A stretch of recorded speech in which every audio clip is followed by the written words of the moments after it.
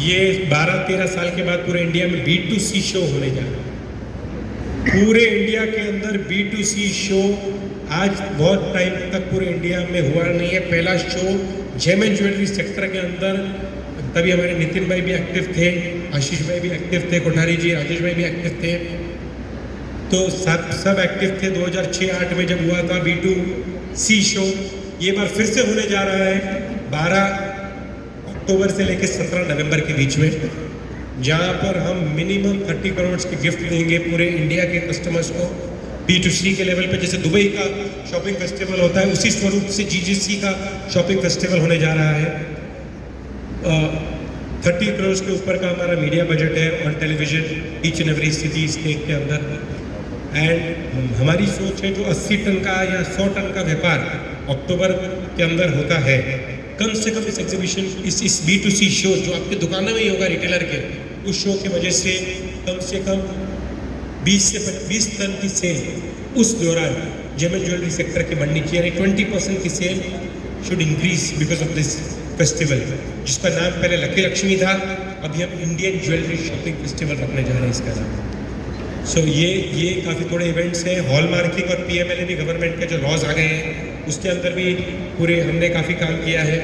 सो उसके बारे में राजेश डोंगरे जी हमारे लीगल कन्वीनर आपको डीप में बताएंगे कि PMLA के अंदर भी हमने फाइट किया, हॉल मार्किंग के अंदर भी हमारी एक सोच थी जिससे गवर्नमेंट ने हमें थोड़ी 3 महीने की राहत दी है।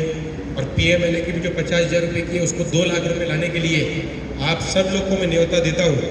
15 अप्रैल को हमारा लाइव जूम होगा, उसके अंदर फर्स्ट टाइम हम बताएंगे PMLA की रूल्स एंड रेगुलेशंस इंडस्ट्री के अंदर क्या होगी। पूरी इंडस्ट्री अभी भी सोचने बैठी है कि PMLA आएगी तो कैसे आएगी। 50,000 रुपये के अंदर तो सोना कुछ आता ही नहीं है, उसके अंदर KYC एक लेडी कैसे करेगी। 140 करोड़ में 10 करोड़ लोगों के पास अगर पैन कार्ड है तो बाकी लेडी क्या करेंगी। और वैसे भी आज भी अगर दरानी जेठानी हो और सास हो बहू को बोलती नहीं है कि ज्वेलरी खरीदी है, तो कहाँ से बोलेंगे 50,000 के ऊपर पैन कार्ड देने का है, KYC देने का। सो इसका जो खुलासा है GGC 15 अप्रैल को करेगी, गवर्नमेंट के साथ बैठ के करेगी और जूम पे लाइव करेगी 2 बजे दोपहर को हमारा टाइम रहेगा 15 तारीख को।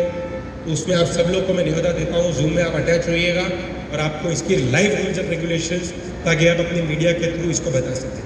सो मैं अपनी पूरी जानकारी तो दे ही दी है, बट एक 2-3 चीज़ों पे मैं फोकस करना चाहूँगा कि ये क्यों इस समय शो किया जा रहा है। ये काफ़ी थोड़ी देर पहले से 60-65 एग्जीबिशन ऑल ओवर इंडिया में होती है, बट जितने एग्जीबिशंस होती है, मैं उसको क्रिटिस नहीं कर रहा हूँ, बट हर चीज़ का एक टाइमिंग होता है।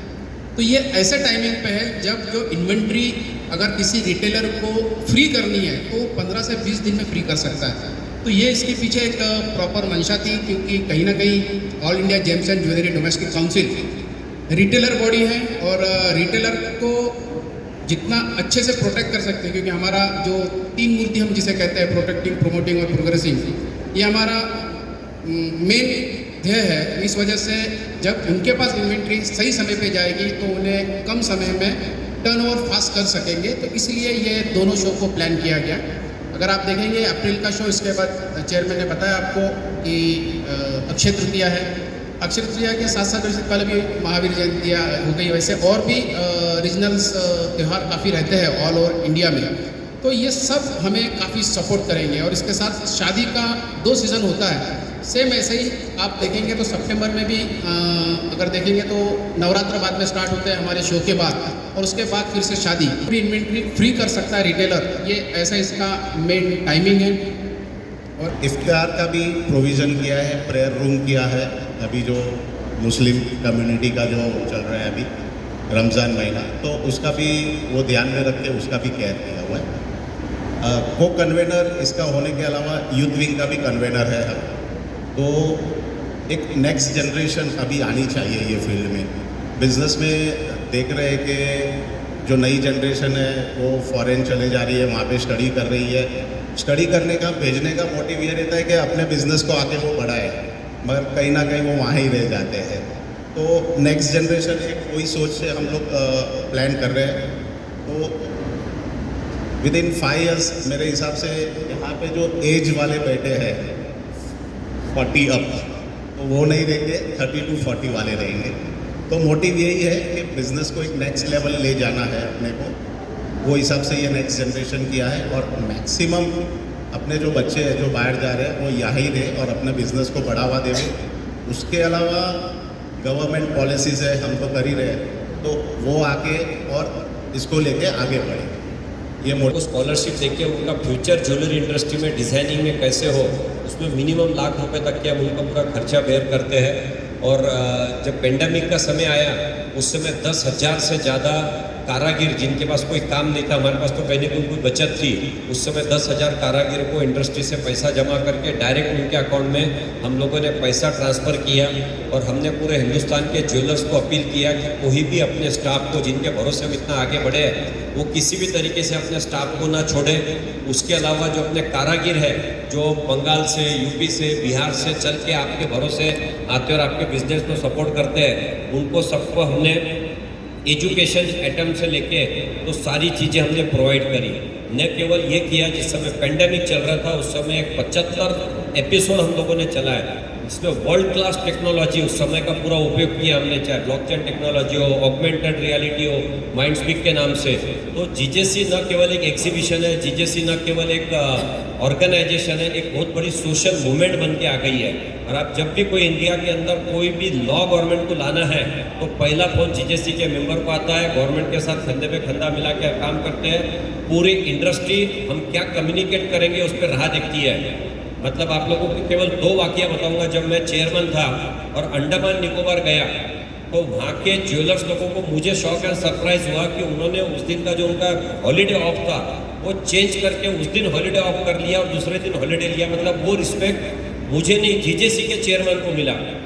जम्मू में गया तो उन्होंने 4 घंटे के लिए दुकानें बंद कर दी। They want to know something, they want to understand the things. Professional management है, एथिकल बिजनेस प्रैक्टिस है।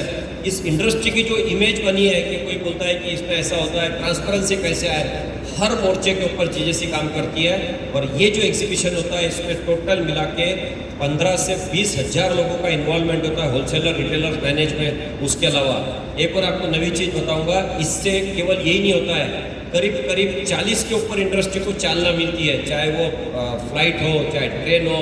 लोग इसमें आने के पहले दिवाली दशहरे के शूज़ बाय करते हैं, कपड़े बाय करते हैं, चश्मा बाय करते हैं लोग। जा रही है एट सहारा स्टार जीजेसी नाइट हम पिछले कई सालों से कर रहे हैं। बीच में कोविड के आने से इसमें 2 साल का गैप था। इस बार हम फिर बड़े ज़ोर शोर से ये जीजेसी नाइट करने जा रहे हैं। जीजेसी नाइट एक ऐसी इवेंट है जिसमें सारे जीजेसी के मेंबर्स अक्रॉस द कंट्री में जो 3,000 मेंबर्स हैं जो खुद रजिस्टर्ड हैं, एसोसिएशन ऑफ एसोसिएशन से तो 6 लाख मेंबर जुड़े हुए हैं, लेकिन जो डायरेक्ट रजिस्टर्ड मेंबर्स हैं वो 3,000 मेंबर्स हैं। They all are being invited. ये इनवाइटेड मेंबर्स होते हैं जो जीजेसी नाइट को ज्वाइन करते हैं। And this night is just for networking, अपना नॉलेज बढ़ाने के लिए। हिंदुस्तान के कोने कोने से, छोटे छोटे गाँव से भी, रीवा सतना हो, चाहे बिहार के कोई छोटा सा गांव हो, डुमरी तलैया के भी मेंबर हैं, वो आते हैं यहाँ पे और एक दूसरे से मिल कर के दे गेन नॉलेज। जो लेटेस्ट क्या इन्फॉर्मेशन है वो उस जीजेसी नाइट में बताया जाता है। एंड विद दैट वो होता है लीजर नाइट साथ में, जिसमें फैशन शो सेगमेंट्स होते हैं, बॉलीवुड सेलिब्रिटीज़ होती हैं। और इस बार हम जीजेसी नाइट में preferred retailer of the country, Hindustan के टॉप 100 प्रिफर्ड रिटेलर्स को फेलिसिटेट भी करने जा रहे हैं। तो जैसा कि बताया कि इसमें लगभग 3,000 लोगों को इनवाइट करते हैं, but we expect around 1,500 jewellers, retailers, exhibitors, wholesalers and manufacturers